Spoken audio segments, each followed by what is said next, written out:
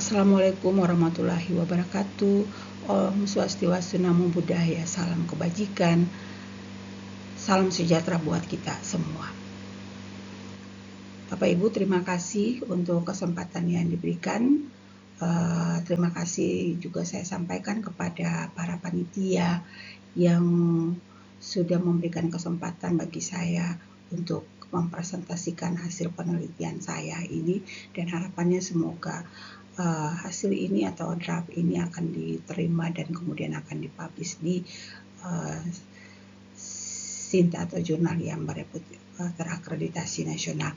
Bapak Ibu, perkenalkan saya Yowelna Tarumaseli dari Institut Agama Kristen Negeri Ambon. Saya bekerja di sana, Bapak Ibu, dan saya juga merupakan alumni dari program Doktor Teknologi Pembelajaran UM yang lulus pada tahun 2020. Bapak Ibu, adapun judul atau topik yang saya angkat dalam presentasi di hari ini adalah pengaruh pembelajaran berbasis setologi dan pengetahuan awal terhadap kemampuan berpikir kritis mahasiswa. Bapak Ibu, adapun alasan kenapa saya mengangkat topik itu disebabkan ada beberapa hal yang terjadi, yakni bahwa dalam proses pembelajaran didapati bahwa pembelajar itu dia masih menggunakan pembelajaran yang berpusat kepada dirinya sebagai pembelajar. Artinya pembelajaran itu tidak didesain, tidak diarahkan supaya yang aktif itu adalah peserta didik atau pembelajar, tetapi sebaliknya. Dan juga pembelajaran yang terjadi itu tidak membuat pembelajar itu dia menjadi mandiri dalam belajarnya. Karena kedua faktor itu sehingga kemampuan berpikir kritis tinggi yang merupakan kemampuan abad 21 yang mesti dimiliki itu masih kurang dimiliki oleh mahasiswa. Yakni kemampuan untuk memecahkan masalah, kemampuan untuk menganalisis itu masih rendah. Bapak Ibu, padahal kita ketahui bahwa kemampuan berpikir kritis menurut Regulut itu dia katakan bahwa kemampuan berpikir kritis merupakan kompetensi yang harus dimiliki oleh peserta didik, kompetensi abad 21 yang harus dimiliki oleh peserta didik. Untuk itu, untuk bagaimana meningkatkan atau melihat pengaruhnya ini, saya kemudian menawarkan pembelajaran atau dengan menggunakan pendekatan etogagi. Kenapa etogagi? Karena etogagi itu menurut Riales pada 2015 dia katakan bahwa etogagi menempatkan pembelajar benar-benar bertanggung jawab pada apa yang dipelajari dan kapan mereka belajar, serta menyediakan kerangka kerja bagi pembelajaran yang menempatkan mahasiswa sebagai orang dewasa yang bertanggung jawab untuk lebih maju. Kemudian yang selanjutnya, menurut De Geng, dia katakan bahwa keberhasilan dari proses pembelajaran atau untuk mendapatkan suatu hasil yang maksimal, hasil belajar yang maksimal, bukan saja tergantung dari guru dengan metode pembelajaran, dengan media dan sebagainya yang dia tawarkan, tetapi juga tergantung dari karakteristik atau bawaan daripada peserta didik pembelajar itu sendiri. Dalam hal ini saya angkat adalah pengetahuan awal. Kenapa pengetahuan awal? Untuk kemampuan berpikir kritis mahasiswa ini, karena menurut dia bahwa pembelajar dengan pengetahuan awal yang tinggi itu akan berpengaruh terhadap hasil belajarnya. Artinya hasil belajar akan baik ketika si pembelajar itu dia memiliki pengetahuan awal yang tinggi, dan sebaliknya ketika dia memiliki pengetahuan awal rendah itu otomatis juga akan memberikan hasil belajar yang juga rendah. Berdasarkan latar belakang tadi, maka ada 3 rumusan masalah yang saya angkat. Yang pertama, apakah ada perbedaan kemampuan berpikir kritis pada kelompok mahasiswa yang menggunakan pendekatan etogagi dan mahasiswa yang menggunakan pendekatan konvensional? Yang kedua, apakah ada perbedaan hasil belajar berpikir kritis pada kelompok mahasiswa yang memiliki pengetahuan awal tinggi dan mahasiswa yang memiliki pengetahuan awal rendah? Dan yang ketiga, apakah ada interaksi antara pendekatan etogagi dan pengetahuan awal terhadap kemampuan berpikir kritis mahasiswa? Kajian teori yang saya ambil ada 3, yakni pendekatan etogagi, awal dan juga kemampuan berpikir kritis.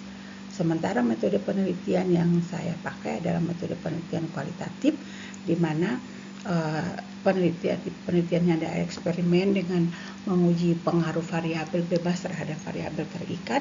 Desain eksperimen yang digunakan adalah desain faktorial 2x2 dengan melakukan pretest dan posttest pada kelas kontrol maupun kelas eksperimen. Sementara subjek penelitian yang saya pakai adalah kelas pada mata kuliah strategi pembelajaran untuk mahasiswa BKK semester 5 dan terdiri dari 2 kelas, di mana kelas A itu dengan 28 mahasiswa akan dijadikan sebagai kelas eksperimen, dan kelas B yang terdiri dari 27 mahasiswa akan dijadikan sebagai kelas kontrol. Sementara dalam penelitian ini, instrumen penelitian saya pakai adalah tes dengan melakukan tes essay test untuk mengukur keterampilan berpikir kritis. Sementara untuk pengetahuan awalnya itu data yang saya peroleh melalui studi dokumentasi, di mana melihat hasil diperoleh oleh mahasiswa. Pengumpulan data ini saya lakukan terhadap dengan pembagian kelas yang tadi, ada kelas kontrol maupun ada kelas eksperimen. Kelas eksperimen akan ditreatmentkan dengan pendekatan heterogagi, sementara untuk kelas kontrol itu treatment pendekatan konvensional. Prinsipnya bahwa pengumpulan data itu alurnya sama, ada pretest, pre-treatment, dan post-test, juga dengan kelas kontrol. Pembedanya hanya pada treatment yang dilakukan. Selanjutnya, dari hasil yang diperoleh, maka untuk deskripsi subjek penelitian itu didapati bahwa untuk kelas heterogagi itu pengetahuan awal yang jumlah mahasiswa yang memiliki pengetahuan awal tinggi ada sebanyak 14 orang, dan pengetahuan awal rendah juga 14 orang dengan presentasi masing-masing 25%. Sementara untuk pendekatan konvensional itu didapati ada 13 mahasiswa pada pengetahuan awal yang tinggi dan 14 orang mahasiswa pada pengetahuan awal yang rendah, dengan presentasinya adalah 24 dan 26. Sebelum melakukan uji ANOVA, itu dilakukan dulu uji prasyaratnya dengan melakukan uji normalitas dan homogenitas. Uji normalitas ini dengan menggunakan uji Kolmogorov-Smirnov, di mana hasil yang didapati itu adalah 0,101, mana hasil ini dia lebih besar daripada 0,05. Itu menunjukkan bahwa skor kemampuan berpikir kritis pada kelas kontrol maupun kelas eksperimen itu dinyatakan mempunyai distribusi yang normal.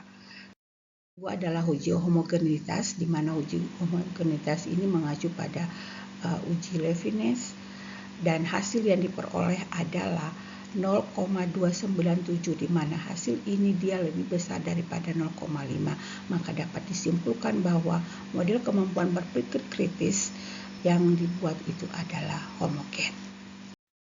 Ya, kita ada pada uji ANOVA, di mana kita akan menguji ketiga hipotesis yang ada. Untuk hipotesis yang ada perbedaan antara kelas eksperimen dan kelas kontrol, yakni pendekatan yang menerapkan pendekatan heterogagi maupun kelas kontrol dengan pendekatan konvensionalnya.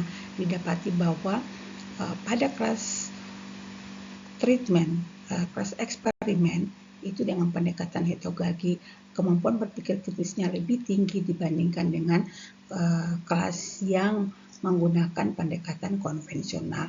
Dengan demikian maka hipotesis yang pertama itu terjawab.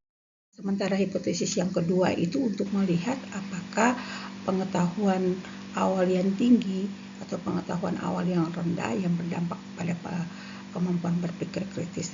Hasil menunjukkan bahwa pengetahuan awal atau mahasiswa dengan tingkat pengetahuan awal yang tinggi itu dia memberikan pengaruh yang cukup besar terhadap kemampuan berpikir kritis. Sementara sebaliknya untuk kemampuan pengetahuan awal yang rendah dia memberikan pengaruh yang sedikit terhadap kemampuan berpikir kritis. Hipotesis yang ketiga adalah untuk melihat apakah baik variabel X atau variabel pendekatan heterogagi dan pengetahuan awal apakah secara bersamaan atau secara simultan itu dia berdampak pada hasil atau hasil belajar kemampuan berpikir kritis tinggi. Berdasarkan data itu didapati bahwa, atau lihat pada tabel di samping, itu terlihat bahwa baik kedua garis ini dia tidak berpotongan atau dia tidak bersinggungan. Hal ini menunjukkan bahwa kedua variabel ini secara terpisah atau secara sendiri-sendiri itu berpengaruh terhadap kemampuan berpikir kritis mahasiswa. Dari paparan hasil di atas, maka dapat disimpulkan bahwa pendekatan pembelajaran heterogagi dapat dijadikan sebagai suatu acuan bagi pembelajar sebagai salah satu strategi atau pendekatan untuk kemampuan berpikir kritis mahasiswa, karena heterogagi memberikan kemandirian bagi mahasiswa untuk belajar.